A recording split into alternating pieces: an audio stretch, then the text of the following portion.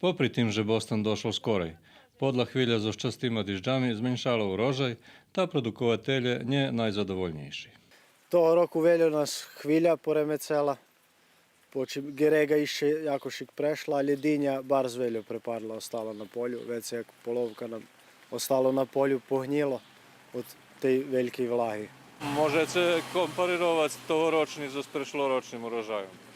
A nie velika rozlika. V loni je bila velika suša, nie bol veľký prínos, ali teraz to diš, takže menej vecej tu je po prinosu jagodi v loni. А по заробку?